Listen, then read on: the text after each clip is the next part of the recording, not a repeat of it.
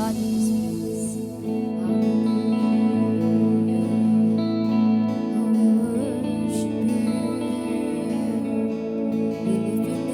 this place. Jesus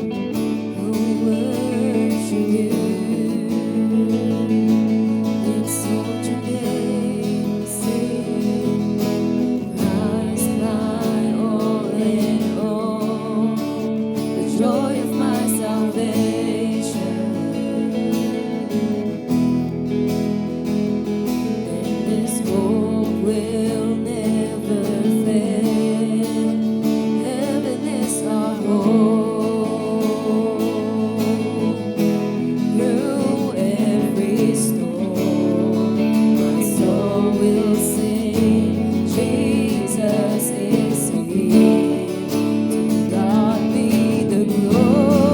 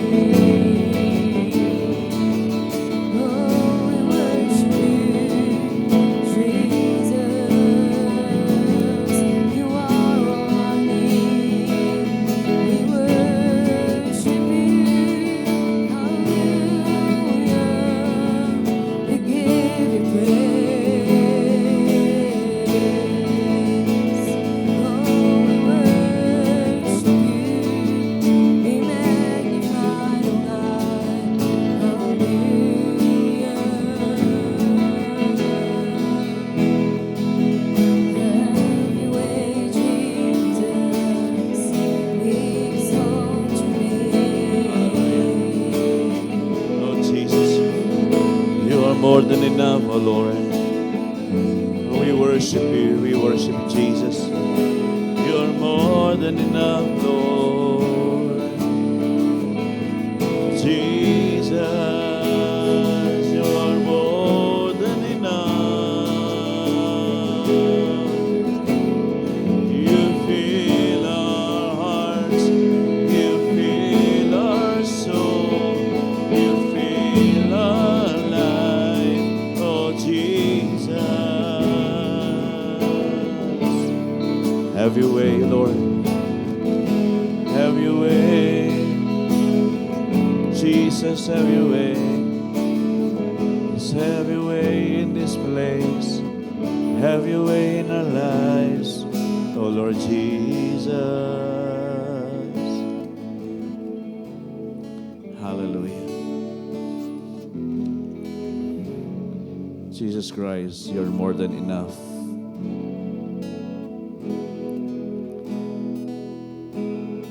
Whatever is needed in our life, you're more than enough. You can fill this life more than enough. Everything, Lord God, is in you. Truly, everything is in you. And once we give it all to you, Lord God, we know we are filled. And there is nothing that will be lacking, nothing will be missing, and even nothing will be broken. We are blessed and highly favored by you. So Lord, tonight, let it be established in each and everyone's life, Lord God, and heart, that you are more than enough to us. Maging sentro ka, Panginoong Yesus, ng mga buhay po namin. At lahat ng aming gagawin, lahat po ng aming gustong mangyari sa buhay po namin, ikaw, Panginoong Jesucristo, ang maging sentro ng lahat ng ito. Tuloy naming ilalagak sa iyo ang gabing ito, Panginoon. Punuan mo po hanggang sa umapaw ang buhay po namin sa presensya mo. Kailangan ka po namin at alam po namin hindi kami mabibigo dahil alam po namin nandiyan ka para sa amin. Makakapangyari ang iyong kalooban. Matutunghayan namin ang iyong kapangyarihan. Makikita namin, mararanasan namin ang iyong kaluwalhatian. So Lord, tonight, we are entrusting to you everything. And we know, Lord God, even as we pray, hindi pa man po nasasambit ang mga panalangin. You have a ready answer for us. And all we have to do is trust you, believe on you, and utter the things that we need to ask of you. You only wanted, Lord God, that we'll be honest to you, that we'll pour out our hearts before you. Just say anything, just like David did. That he will pour out his heart without any hesitation. And we know the one whom we are pouring out our hearts to is not just listening, but will do something beyond our expectations. So Lord, ngayong gabi, gabayan mo po kami at mai-establish po sa hearts po namin ng Diyos na aming kinikilala ay tumutugon sa mga panalangin at gagawa ng mga milagro at himala sa amin. Samahan mo kami, Panginoon, at sa aming pagsasama-samang ito, wala kang ibang hiling, kundi tunay kang mapapurihan, mapasalamatan, maluwalhati at madakila, at maparangalan sa aming kalagitnaan. Panginoon, salamat. Salamat sa iyo sa pagsasama-samang ito. At alam po namin, may tatanghal ka namin. sa lugar na ito. Purihin ka, Panginoon. You are more than enough. We bless you tonight. You have blessed us already. In Jesus' name we pray. Amen and amen. Amen. Hallelujah. Hallelujah. Well, before po tayo mo po, go around, makipagkamayan po tayo. Thank you, Lord.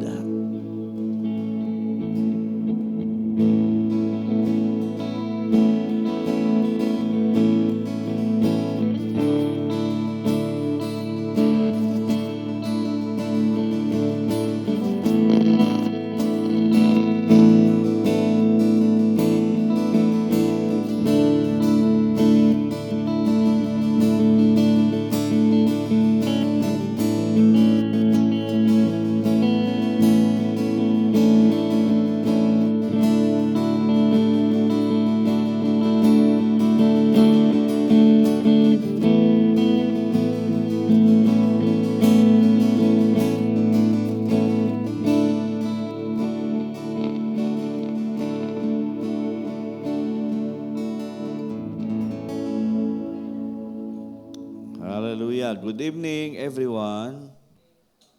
Thank you, Lord. So, this will be the conclusion of our 3 days prayer and fast. And thank God for the last 2 days online at yung kagabi. Actually, we have really a wonderful time praying kagabi. And hoping na siyempre we can invite people to pray with us. Na ito po yung talagang somehow nagkakaroon ng kurot sa mga puso ng mga mananampalataya. Yung makisama sa pananalangin. Kasi sinabi niya ng Panginoon, di ba? Pray for one another. And the prayer of a righteous man avails much. So there is a need. There is a need to pray and keep on praying.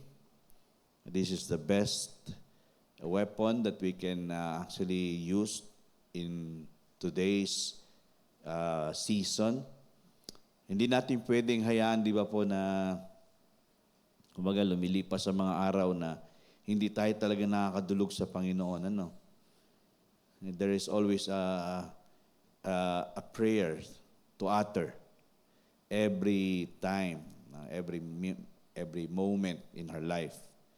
And we are not just trying to do it as a compliance, but we'll do it with all our hearts, coming to the Lord with an open heart, na talagang yung relationship natin is we are really sons and daughters, that we can come to the Father anytime, every time, na walang hadlang, kundi talagang diretsuhan lang ba. Yung pwedeng mayat-maya, pwedeng kahit lang, papanalangin mo pa lang ngayon, maya-maya, nanalangin ka na naman, which is napakagandang kaugalian, habit ng natin bilang mga mananampalataya. Well, sa atin po dito sa church, LPBC, we all know that this should not be another service, but this should be one of our main service.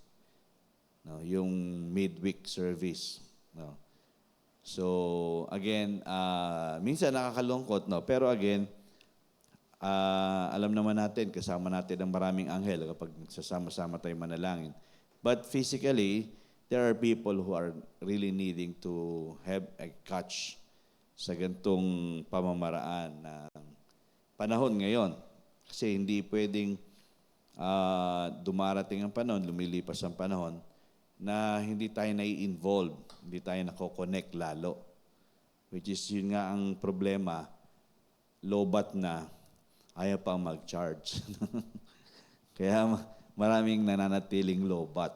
Minsan nga dead bat So, we are addressing this to everyone. If you are watching later kung sa YouTube, pag na-download, upload po ito, we are encouraging everyone to be a part of something bigger, not just for yourself, but for everyone around you. You can make a difference. We can make a difference if we are really involved in the intercessory. It's not a ministry, actually. It is actually a responsibility ng bawat mananampalataya to intercede. Personally, we can pray. Salamat sa Panginoon. Kasi maraming nagre-reason out. Nagpipray naman ako eh. Pero iba pa rin when you are involved in intercessory prayer, wherein you are involving yourself with other believers in praying for one another, interceding for people. We become a conduit of God's power to be available to somebody who is in need of it. Kasi nire-release natin yung langit dito sa lupa eh. So that we will see heaven here on earth. So napakahalaga po ng prayer time. No, hindi lang personal but also the corporate prayers. That is why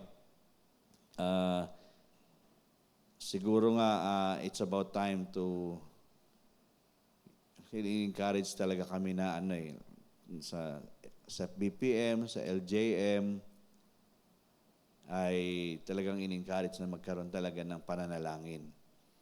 Lalo na ngayon, what is happening around us, we really need to learn how to cover things in prayer. Yan nangyari sa Cebu. Saan ba yan, Beloy? Meron ba sa iba pang lugar? Cagayan? De Oro? Sa Leyte? Kasi 8 beses daw naglandfall yung si Tino eh. So marami siyang naapektuhan talaga.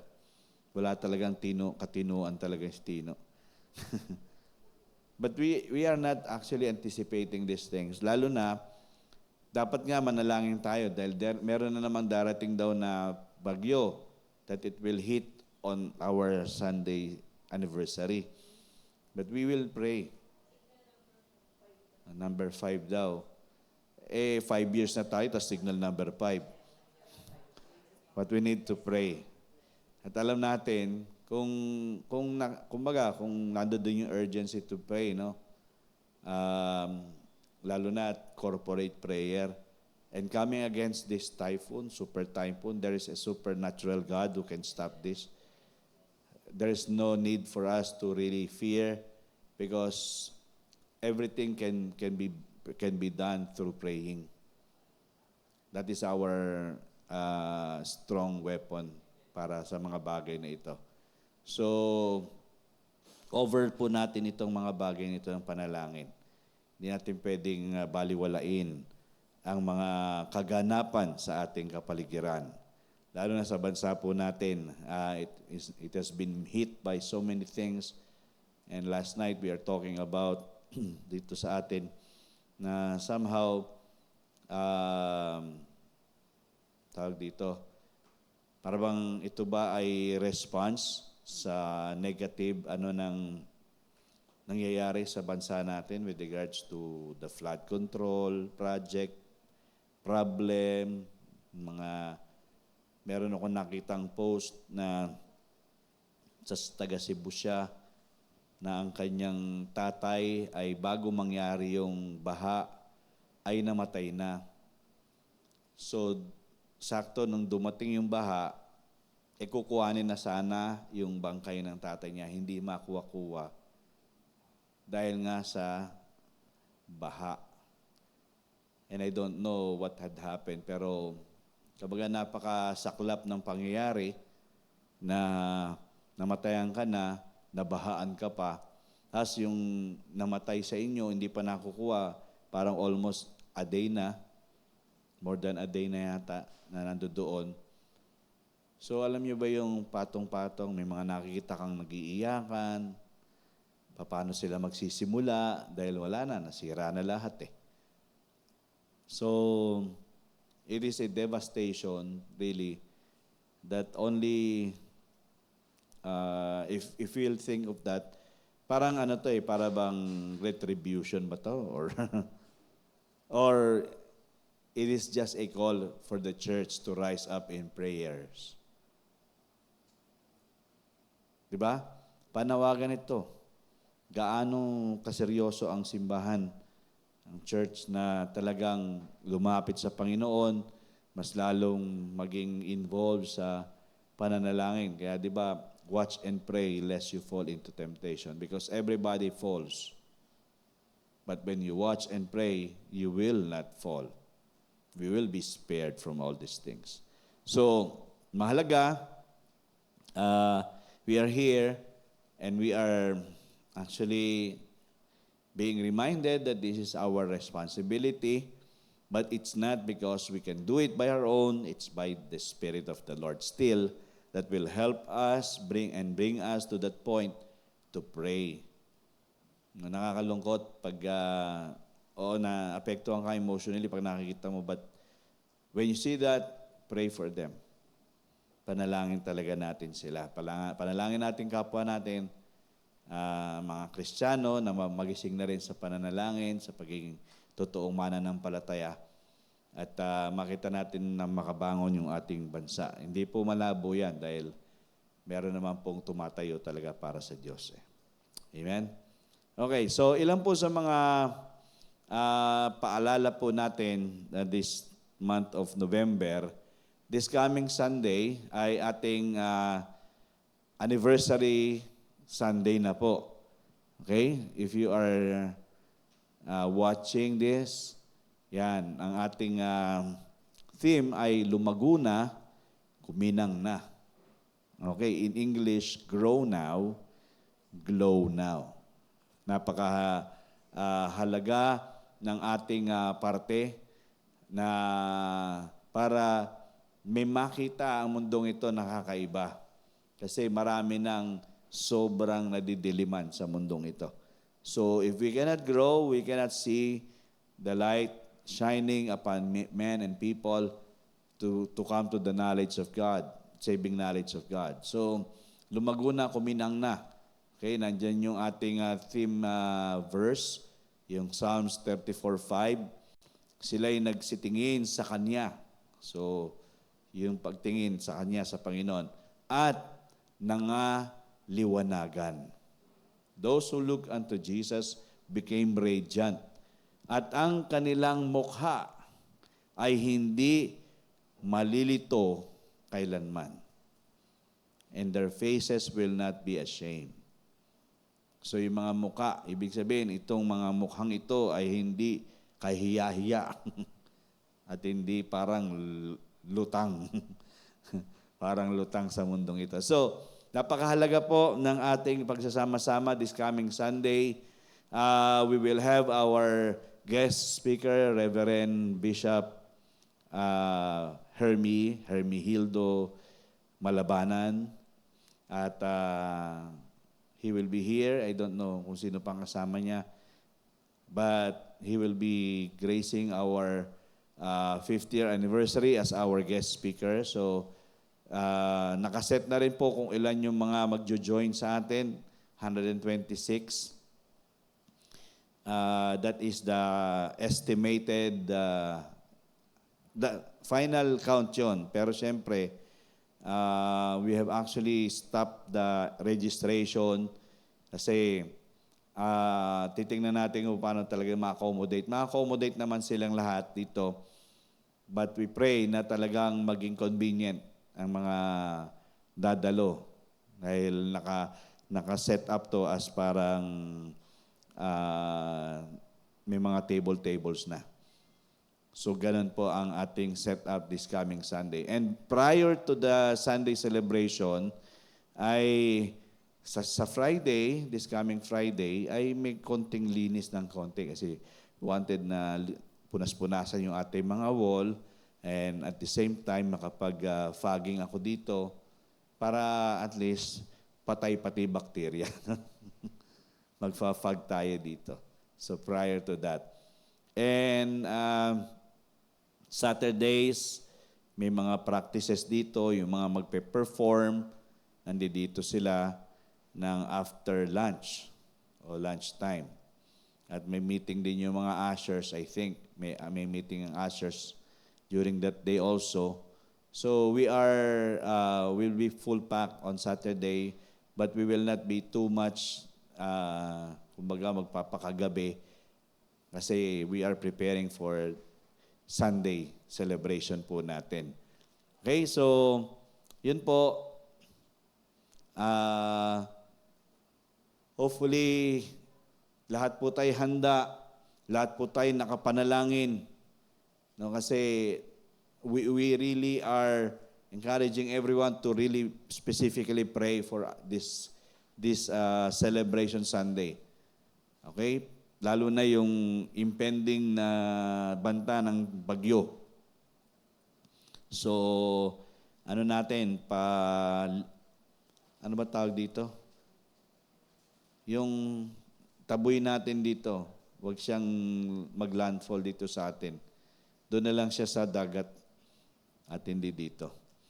So, yun po. At ang ilan pa sa mga kaganapan ngayong buwan ay this coming November 16, yung Youth Fellowship. Meron silang pagsasama-sama ulit.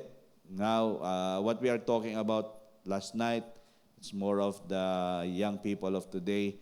So, I hope and I pray na talagang we can invite the young people to be here and even their friends, no? Maging influence tayo sa mga youth of today. November 16 yan, after the service. Tapos come November 23, tinanggal na po natin yung ladies and men's. Iaan na lang po natin, incorporate na lang po natin yun sa Kingdom Builders. Okay? Para at least alam natin na magkakasama pa rin tayo during this day. Kingdom Builders will be on the 23rd, Sunday din po yan after the service. And then come November 30th, yung ating young adults. Yan po yung mga magaganap sa buwan ngayong Nobyembre. Okay? And then we are still, we have actually finalized our Christmas Thanksgiving, finalized December 6. So December 6, 10 a.m., ang ating, ano bang team natin? Costume natin. Retro. Alam niyo yung retro, naka-bell button. Tapos naka-afro. Basta yung naka-polka dots, yung mga ganon. So retro tayo ang theme natin during that Christmas Thanksgiving party natin. On December 6, 10 in the morning. Hanggang lunch na po yan. Okay? So, yan po ang ating mga ganap para sa ating LPBC family. And we pray talaga na everybody will be here and joining as well.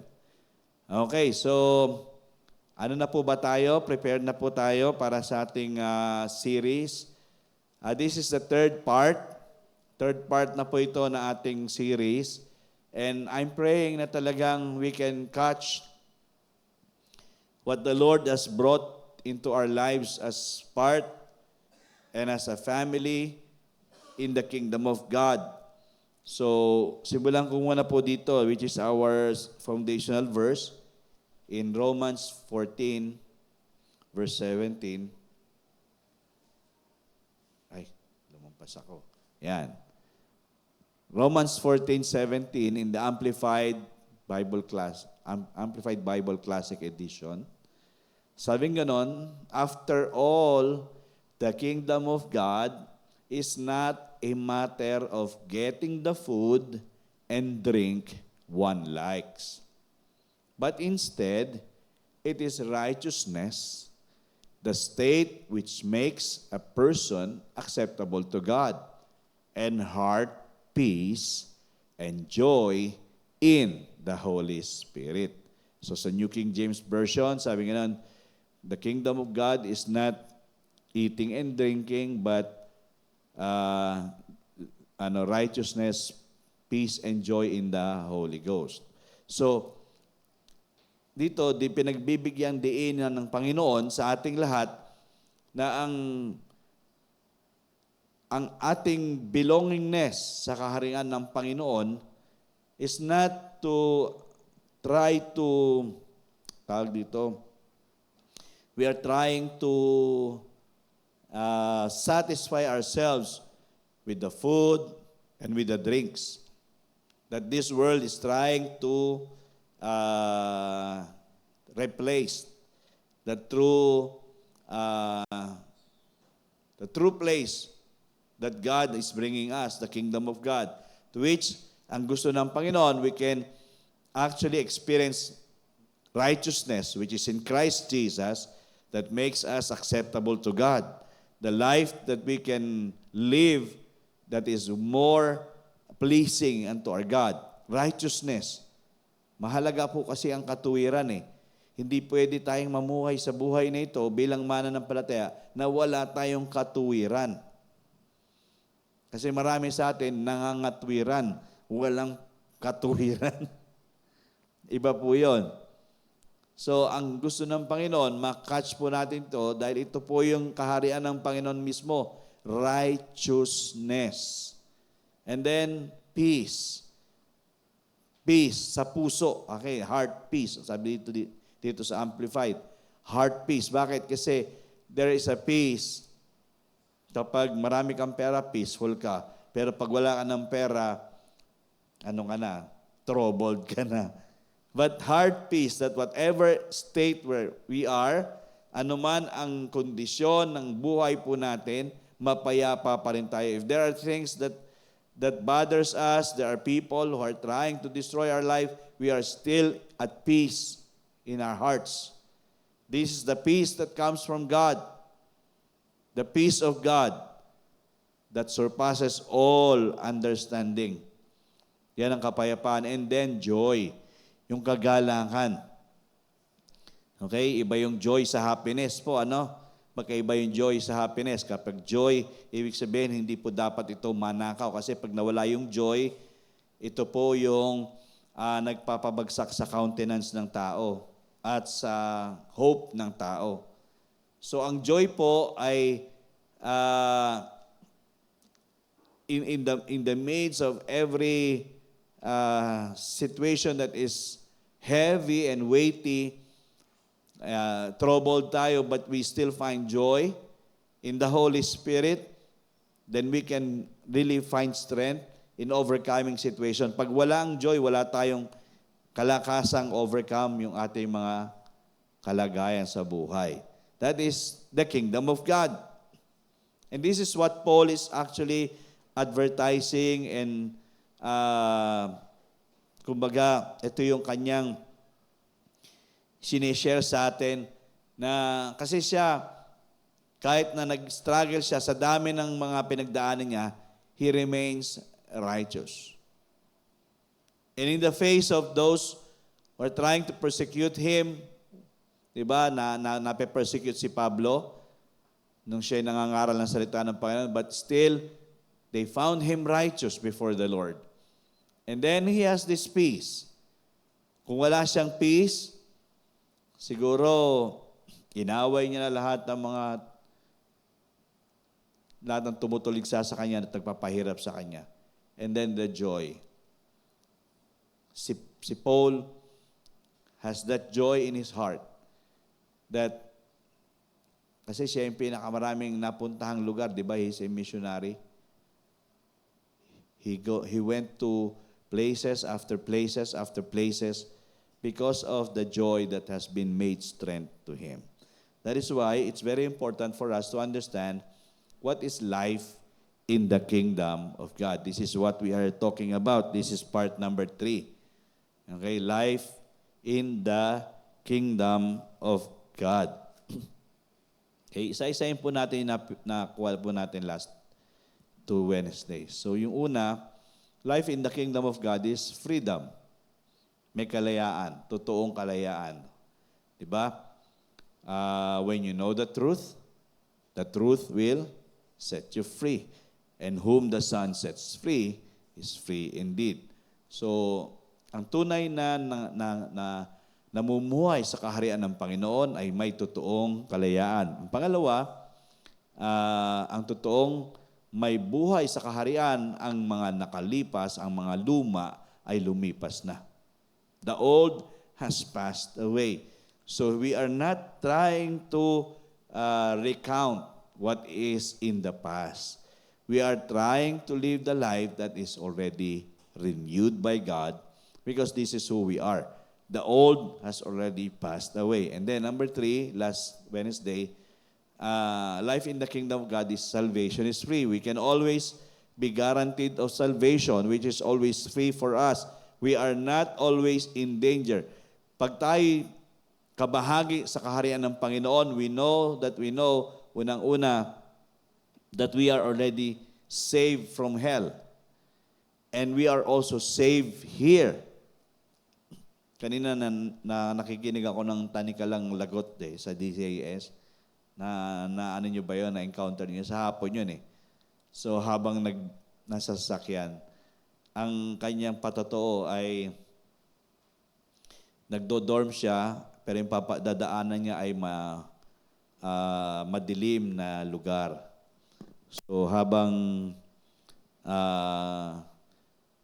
kumbaga, yung kanyang parents, sinabihan siya na mag-ingat ka sa lugar nyo kasi diyan sa distritong yan ay maraming yung may pumunta diyan, binugbog, ganyan, pinahirapan, hinold up, ganyan. So, pero in-encourage naman siya ng parents niya na basta ang mahalaga, alam natin na tagapag-ingat, tagapagligtas natin si Jesus at walang mangyayaring masama sa atin. Pero syempre, kailangan matalino ka rin. Dapat alam mo rin kung ano yung sinasabi ng Panginoon sa iyo. So, nangyari nga na one time na dumaan ulit siya ng pangalawang gabi na medyo late na rin siya umuwi, may sumalubong sa kanya na hold upin siya. So, sabi niya ganon, dahil ang dilim, siyempre nananalangin siya. Panginoon, iligtas mo ako dito kasi para bang nasa-sense niya may danger. Yung nga, may lumabas sa madilim na lugar and akma siyang sasaksakin. Eventually, ay inano siya ng Panginoon na binigyan siya ng Panginoon paano siya didepensa. Nung akma siyang sasaksakin, naunahan niya ng hampas siguro ng bag niya. Kaya bagsak agad yung tao. And then, sakto naman na dumating ang mga polis at hinuli yung nagtangkang mang-hold up sa kanya. So, anytime, anywhere, salvation is always present.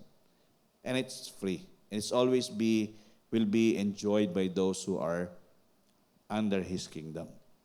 And number 4, last Wednesday, the best thing about being in the kingdom of God is that we are being born of God. Meaning, we are assured that we are not now, we are not outside, outside the kulambo. Tayo po ay inside. We are accepted, we are loved, we are beloved by our God. Being born of God, meaning we are now a part of His family, at we are not just known as believers, but we are also known as children. Diba? Sabi sa John 1:12, as many as receive Him, hindi pala sa John 1:12, but those who will believe, He gave them the right to become children of God. So, kapag tayo nasa kaharian ng Panginoon, we know tayo po ay anak ng Diyos. At anak ng Diyos, merong opportunity, merong pribilehiyo na talagang makalapit sa Diyos. Accessible ang ating Diyos sa buhay po natin. So, yan po yung unang 4 na ating pinag-usapan last Wednesday and last Wednesday. But tonight, I want us to understand also, life in the kingdom of God means, ito po yung pang-5. We become carriers of a new identity. Okay? Hindi na ikaw yung dating ikaw. Di ba nga si Abram naging Abraham? Si yung si Saul naging Paul. So, nagkakaroon ng bagong pagkatao. Napakahalaga na we can actually consider this life as not the life we have before. Not the identity we have before. Kung tayo ay dating palaaway, hindi na ngayon. Dati akong snabero, ngayon ay hindi na. Dati akong madamot, ngayon hindi na. Dati akong masungit, ngayon hindi na. A new identity in Him. Kasi di ba, mahirap ito kung kabahagi ka sa kaharian ng Panginoon, pero hanggang ngayon, suplada ka pa rin. Sibangot ka pa rin. No? Kuripot ka pa rin. Mga ganun ba? We have a new identity in Christ. Amen? Ang hirap no na meron kang bagong katauhan pero hindi ka namumuhay sa bagong katauhan na yan. Sabi nga nun, tingnan niyo po, ito yung maganda rito. We do not say we are sinners saved by grace, but we were sinner saved by grace. Kasi merong nagsasabi, makasalanan ako, niligtas ako dahil sa biyaya. Hindi, dati akong makasalanan, ngayon ay naligtas dahil sa biyaya ng Panginoon. Magkaiba po yan. We are sinners. Iba yung dinideklara mo, ay makasalanan po ako. Makasalanan ako na niligtas sa pamamagitan ng biyaya niya. Hindi. Bago na ngayon, dati akong makasalanan. Okay? Iba na yung aking pagkatao. Yun ako dati, pero hindi na ngayon. Kasi, di ba, meron pa rin ganyan ako nadidinig eh. Makasalanan naman ako dati. Ay, makasalanan din naman ako eh. Niligtas lang naman ako ng Panginoon. No, it's not the new you. The new you is that you have become the person God wants you to be. You were sinners. We were sinners. And then, you now are a saint of God. Sabi nga yan, sinner before, but saints now. Kaya nga, dapat maintindihan po natin to. Okay? Dati makasalanan, pero ngayon, santo, santita. O santa, santo. Santo Loy. Santo Romulo pala. Santa Melissa. Santa Rina. Yung mga pangalan natin, Saint. Maganda pag English eh. Saint Romulo. Saint Rina. Saint Melissa. Saint Rizalin. We were sinners, but now we are saints. So yun yung bagong identity natin. Again, hindi naman, nasabi ko naman ito, hindi naman natin kailangan tubuan ng halo para maging santo eh. But now, as part of the kingdom of God, we need to live like saints. We are not supposed to be living as sinners because we are not that anymore. We are saints now. And then, tingnan niyo po, the Heavenly Father takes no joy in calling His children sinners. Isa yan sa mga katotohanan. Hindi nagagalak ang Diyos, ang ating Diyos Ama, na tawagin ang kanyang mga anak na makasalanan. Okay? We are not supposed to be called sinners anymore. And even our Heavenly Father is not taking any joy of this. He's not enjoying na, itong anak ko, makasalanan pa rin ito. Hindi siya ganun eh. Ang tawag niya sa atin ngayon, ito, beloved ko na ito. Saint ko na ito. Yun yung magandang tawag sa atin ngayon ng Panginoon. So, we need to understand this. This is the new identity we carry now as part of the kingdom of God. This is the life that we live. we are carriers of a new identity. Sabi sa Romans 8:3-4, sabi nga nun, for what the law could not do, in that it was weak through the flesh, God did by sending His own Son in the likeness of sinful flesh on account of sin. He condemned sin in the flesh, that the righteous requirement of the law might be fulfilled in us who do not walk according to the flesh, but according to the Spirit. So, ang sinasabi ng Romans 8:3-4 na tayo po ay hindi na po talaga kumbaga under ng sinful flesh. Because mismong si God ay tinubos tayo dyan. Inalis tayo dyan. So we are no longer part of the sinful flesh, but we are now part of those who walk in the Spirit. Because that is how the law has been brought to our lives. It makes us more sinners. But now, because of Jesus Christ, which God has sent, ay, kumbaga, sa pamamagitan niya, kinondemn niya yung kasalanan sa laman para tayo ay mailipat, translate, magkaroon tayo ng bagong pagkatao sa pamamagitan ni Kristo. No? Na ang requirement niya lang is that we walk in the Spirit, not in the flesh.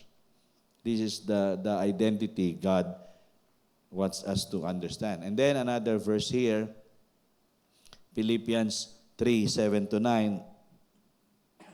Sabi nga nun, but what things were gained to me, this I have counted loss for Christ. Yet, indeed, I also count all things loss for the excellence of the knowledge of Christ Jesus my Lord, for whom I have suffered the loss of all things, and count them as rubbish, that I may gain Christ, and be found in Him, not having my own righteousness, which is from the law, but that which is through faith in Christ, the righteousness which is from God by faith.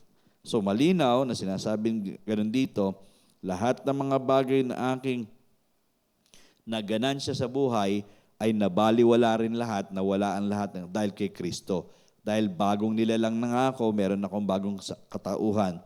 Lahat po yun ay nawala para kay Kristo. At nabubuhay tayo para kay Kristo. Ang katuwiran niya, at dahil tayo nanampalataya kay Kristo. Okay? So, yan po. We are now carriers of a new identity. Ikaw, ako, ay hindi na po yung katulad ng dati. Okay? Kasi maraming mananampalataya ay parang katulad pa rin ng dati. Kaya may mga taong nagsasabi, parang hindi naman nagbago. Parang lumala pa nga eh. Kung kailan naging born again. Kaya tayo napupulaan eh. Kung kailan umaatin niya sa born again. Kaya may mga litanya, di ba, na born again pa naman. Pero ang katauhan, ang pagkatao ay ang layo-layo sa katotohanan. So, imagine if we have the life in the kingdom of God, we are all carriers of this new identity. Amen? Okay, pang-anim. Okay, this is number 6. Dalawa lang naman i-share ko sa inyo. This is the last one. Yan. We enjoy the new relationship. Yan. Ito ang maganda. Life in the kingdom of God is enjoying the new relationship. Okay? Isa-isahin ko po ito. Yan. When the old life is replaced by a new life, it enables us to live in God's will and in His kingdom. There is a turnaround from living in the old life or that dating identity now being replaced in the new life, yung ating new identity. Now it enables us to live in God's will and in His kingdom. There is a relationship that we can enjoy with Him kasi connected na tayo. Another one is this, sabing ganon, we were enemies, now reconciled with God. We were enemies, now reconciled with God. Dating kaaway, pero ngayon napag-isa kay Kristo, sa Panginoon Diyos. So, imagine nyo, di ba, napaka-odd na ang walang magandang relasyon kapag magkaaway, di ba? Pero dahil dati tayo mag-aaway, ngayon ay pinag-isa ng Panginoon, meron tayong bagong relasyon na mabubuo, na mas maganda. Kasi we were enemies before, but now we are reconciled with God. Another one, the gap between us and God has been bridged. It has been bridged. There is no more bridge that has been burned. Between us and God, now we can have the direct access. We can go in and out, but mas maganda, we always go in. But it's not advisable that when we go in, we will still go out. It is just in that bridge, we can always have the access to go directly to our Abba Father. Ang sarap, di ba, na we can always come to our God and be open to Him with everything we are, na sasambit natin kung ano yung gusto natin sabihin sa Diyos natin, at na-express natin kung anong gusto natin express sa Kanya. Walang pumipigil,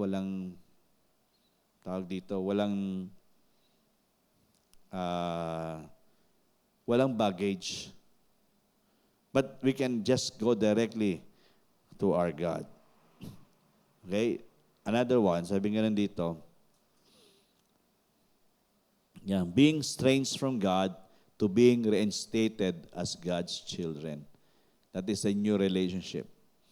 We are a stranger before, estranghero tayo, but now we are reinstated as God's children. That is the new relationship we have in our God. Kaya masarap po na maging anak ng Diyos. Ewan ko ba, bakit hindi maintindihan itong mga marami na masarap maging anak ng Diyos kaysa maging anak ng kani-kanino.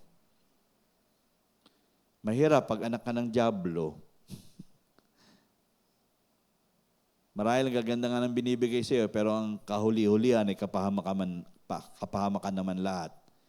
Pero pag anak ka ng Diyos, alam natin na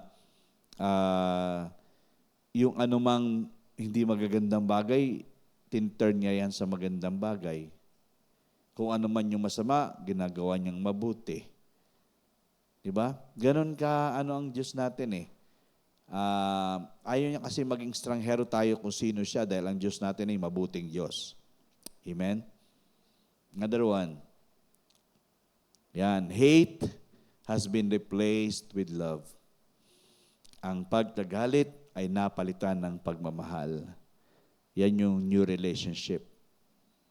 Siguro dati, dahil ang layo-layo natin sa Kanya, alam kong hindi naman talaga nagagalit ang Panginoon, hindi naman tayo hate ni Lord. Pero somehow, nabanggit yan, di ba, may naibanggit ako sa inyong talata, si Jacob love ni God, si Esau ay hate ni God. Bakit? Kasi nga, magkahiwalay ang kanilang ginagawa sa buhay. Yung kay Jacob, kalooban ng Panginoon. Pero yung kay Esau ay hindi naman. So, dito, pag meron tayong relationship na bago sa Panginoon, ang dating galit sa atin ng Panginoon ay napalitan ng pagmamahal niya. The pureness of His love has now being experienced by us. Another one, conflict has been removed and peace has been added.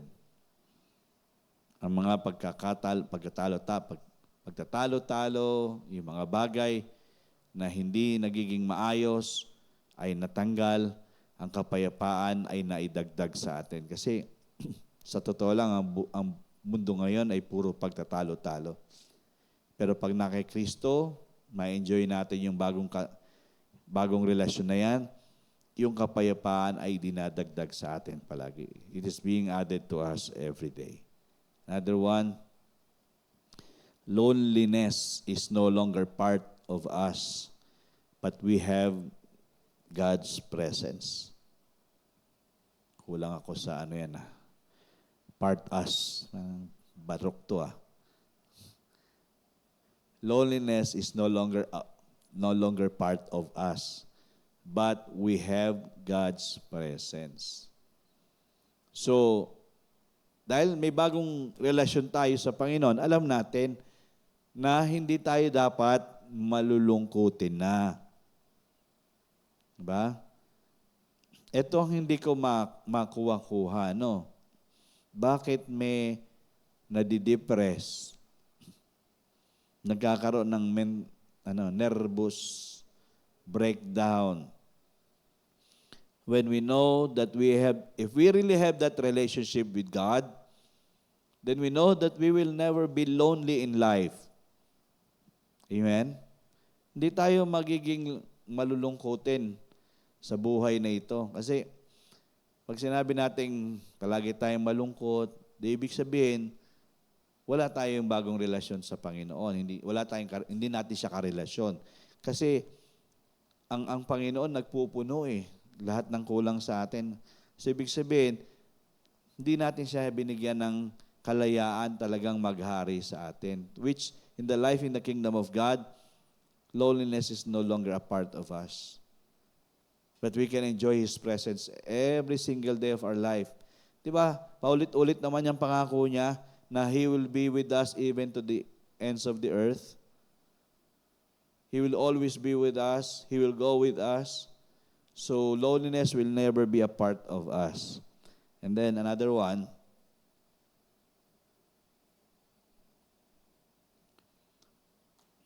we enter the presence of a loving parent. When we have a new relationship with God, we are entering into the presence of a loving parent. Wherein we know, kung may kulang man yung ating mga magulang, siya po ay magpupuno ng lahat ng ito. Siyempre, lahat naman tayo sumasablay bilang magulang, pero siya pa rin ang pinaka-ultimate na magulang sa lahat. Dahil yan ang kalooban ng Panginoon sa atin. At yung huli dito, sabi nga we are loved by the Father. Mahal na mahal tayo ng Ama natin. So, hindi sasablay ang pagmamahal na yan ng Diyos sa atin. Bawat araw, lumipas sa mga panahon, ang pagmamahal ng Ama sa atin na hindi po magbabago. Okay, kaya nga, sabi nga nun sa Romans 5:1, yan, tignan niyo po. Sabi nga nun, therefore, having justified by faith, we have peace with God through our Lord Jesus Christ. Therefore, having justified by faith, because of our faith before the Lord, we know what we can find in this relationship is the peace we have with God through our Lord Jesus Christ. So, pinaghaharian na tayo sa buhay na ito, dahil sa bagong relasyong ito, ng kanyang kapayapaan. Tapos tingnan niyo po itong another one. Galatians chapter 4 verse 7 and Titus 2:14. This is the last two scriptures tonight.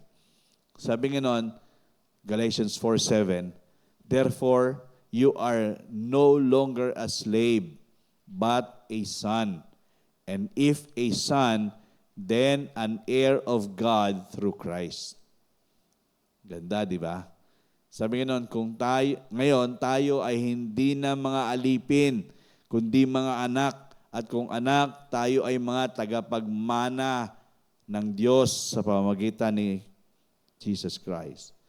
So, this is the relationship, the new relationship we have in Him. We are no longer slave. We are not under the authority of the enemy anymore. We are not being ruled by the devil anymore. We are now sons. And as sons, we are belonging to Him and an heir of Him. Tagapagmana sa ating Panginoon. So ano yung mga minana natin sa Panginoon? Siyempre, minana natin sa Kanya yung unang-una, yung pagmamahal niya, yung pangangalaga niya, at kung ano pa mga supply na kailangan natin sa mundong ito, sa buhay na ito, ay kumbaga ma-enjoy natin mula sa Kanya. And at the same time, not just the life here while on earth, but also after the life here on earth. And Titus 2:14, sabi ganon, who gave Himself for us, that He might redeem us from every lawless deed and purify for Himself His own special people, zealous for good works. So we are redeemed. Since we are having this relationship with Him, new relationship, we know that we are redeemed. Tinubos na tayo sa lahat ng mga gawang masama at tayo dinalisay. At tayo po ay mga special. Hindi po tayo special. Ang tawag dito? Special child. Special child. Ba't ginagamit ba yung special child na yan? And we are zealed. We are zealous for good works. We are made to do what is good while we are still living on earth. So, dalawang bagay ang ating kinuha ngayon. Yung una, we carried a new identity. At pangalawa, we enjoy the new relationship. So mga kapatid, life in the kingdom of God should be evident in us habang nandito tayo sa lupa. Righteousness, peace, and joy in the Holy Spirit. It's not just enjoying the good food, the wonderful drinks we have. It is righteousness, peace, and joy in the Holy Spirit. Ma-enjoy po natin ang buhay sa kaharian ng Diyos habang nandito tayo sa lupa. As long as we know that we are really His own. Kaya ang tanong, tayo ba'y kanyang-kanya? Baka hindi pa tayo kanya. Kasi maraming nagpapakanya pero hindi talaga kanya. Mahirap po yun na inaaring sila'y sa kanya pero ang layo naman sa pagiging kanyang-kanya. Di ba? Ano tawag dyan sa Biblia? Hypocrites. Hipokrito. No. At merong sa larawan dyan ng Panginoon yung nicho ba yun? Nicho na maganda sa panlabas pero sa loob ay full of dead bones. So we are not that kind of a person living in the life that the kingdom of God, in the kingdom of God, na hindi ma-distinguish who we are, who we really are. We are supposed to be distinguished as really sons and daughters of God in these days. Pakita natin sa mundong ito who we really are in Him. Amen? Huwag nating hayaan na lumilipas yung mga araw. Actually, kanina medyo may nakasalubong ako sa Walter. Ano ba ginawa ko sa Walter? Bumili ako ng gamot, bumili ako ng frame, tsaka yung papel. May nakasalubong ako sa Walter Kaso, sabi kong gano'n, parang hindi ko ma-distinguish na. Parang kung sino lang, parang ordinaryo ba? Somehow distinguishable na you carry His name, we are carriers of His name, and we carry a new identity and a new relationship. It should somehow affect somebody, attract somebody. Pero kung naglalakad ka lang dyan, nobody is noticing you. What kind of a life in the kingdom of God are you living? So I hope and I pray maging ganun po tayo. Na meron talagang dating. Hindi negatibo ang dating, kundi maganda ang dating. Amen? Hallelujah. Tayo po tayo. Thank you, Lord. Life in the kingdom of God.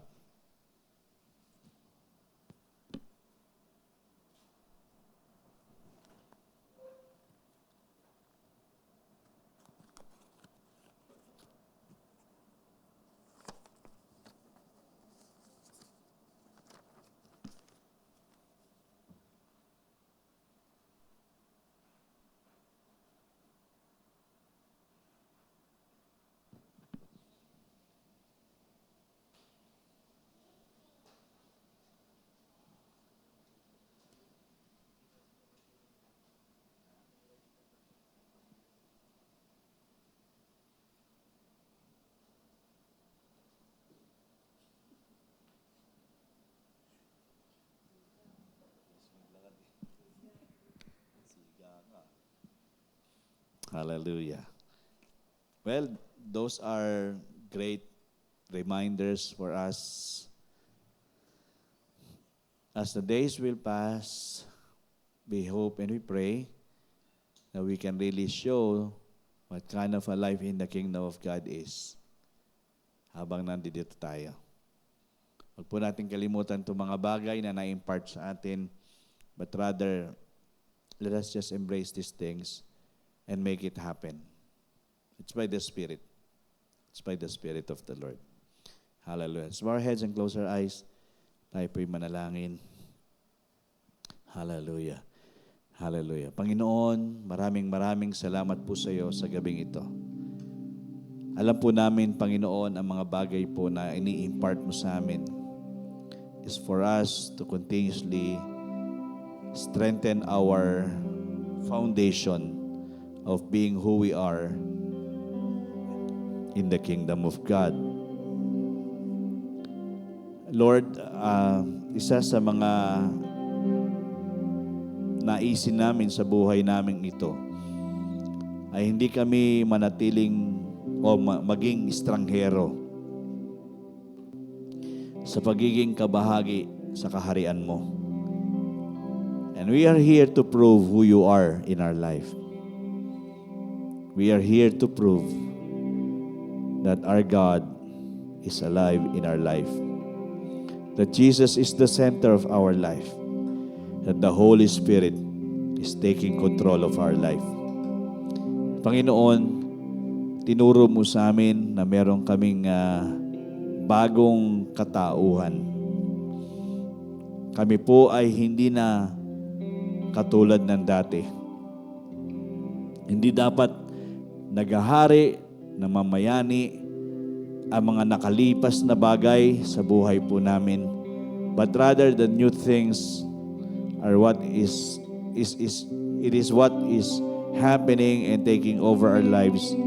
Yun po yung nagiging prominent ngayon sa buhay po namin, yung bagong katauhan namin mula sa iyo. Kami mga pinagpaging banal mo na.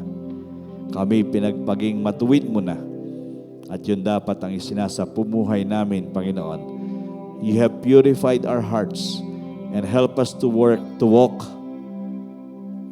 with a life that is sanctified by you, clean before you, and always well pleasing unto you, God. And also you are also reminded us, Lord God, na we have a new relationship. It's not a relationship that we can just taking it so lightly. A relationship, Lord God, that we are responsible na mamuhay para po ipakita kung sino ka sa amin. Hindi kami katulad ng sinabi mo sa iyong salita, we are not just a light that has been covered. We are a light that needs to shine, that other people will see who you are to us. And you are the one who have promised us that in this relationship, you will never leave us and you will never forsake us.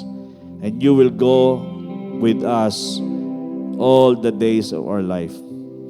Kaya alam po namin na ang buhay po namin ay hindi dapat basta-basta lang na naging bahagi ng isang simbahan at tapos na. Kundi bahagi kami ng isang pamilya ng langit na kung saan dapat maipakita at maipadama, maiparanas kung sino ka. Ang iyong kapangyarihan, ang iyong kalawalatian ay palaging matunghayan ng bawat isa. Lord, nandito kami sa iglesyang ito, sa Life and Peace Believers Community, and there is no accident why you have brought us here. I pray, Lord God, that we'll be more responsible by the grace of God to live our lives well-pleasing and glorifying your holy name, O God. Panginoon, tulungan mo po kami to always humble ourselves before you and ask of you to fully cover us, fully take over our lives. Just have your way, Lord. Malaya kang kumilos. At talagang makita ng bawat isa sa amin na kami po, Panginoon, ay talagang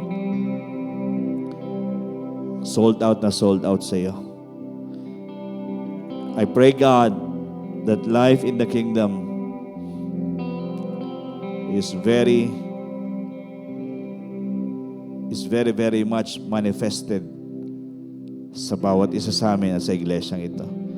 I pray, God, that there will be no one who will be lukewarm or even cold, but always hot, because those who are hot being heated and shining because of the fire that is being brought by your Spirit in our hearts, in our lives, O God.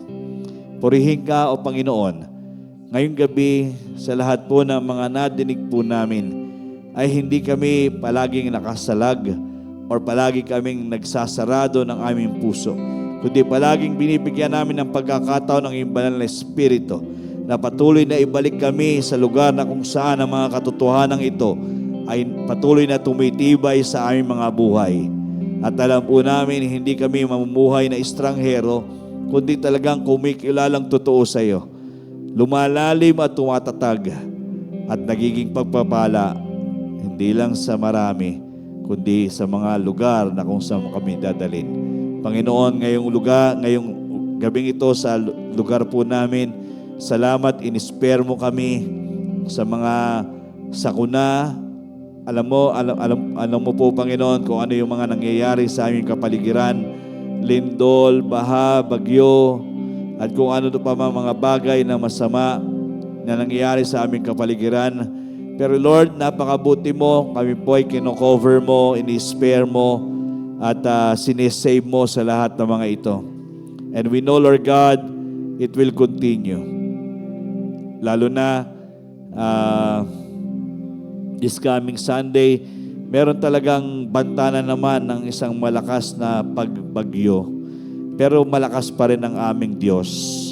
Sa mga bagyong dadating, malakas pa rin ang pagkilos ng aming Panginoong Diyos para supilin at alisin ang epekto nito sa aming bansa.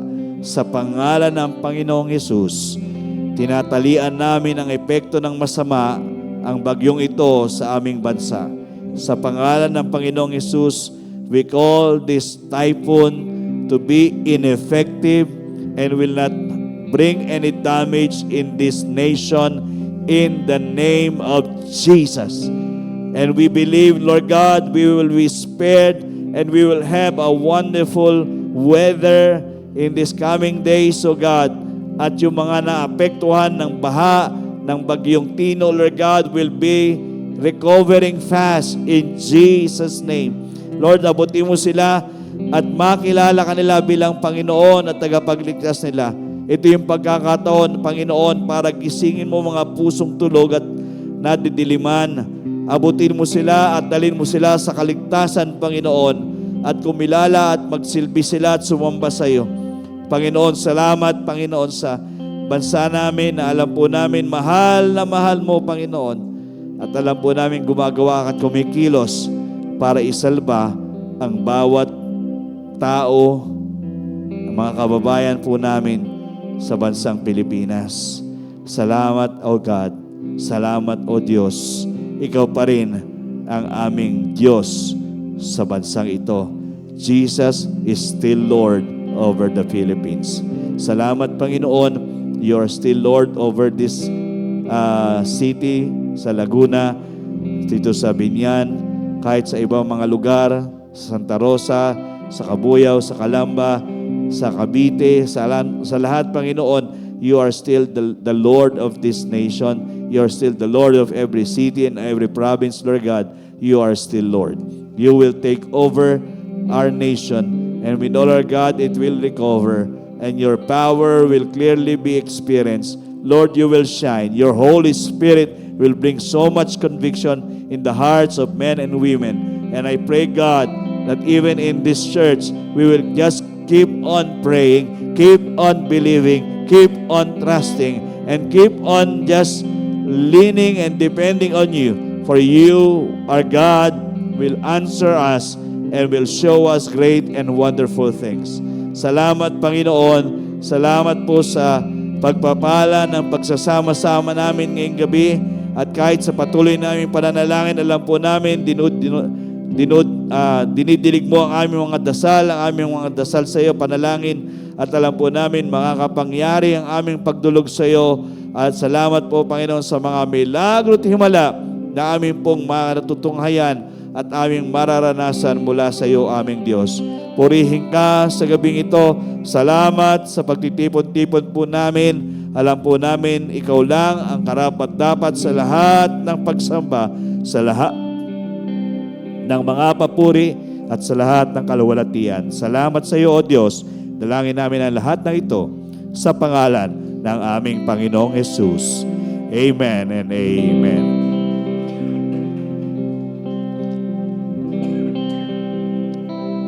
Thank you so much.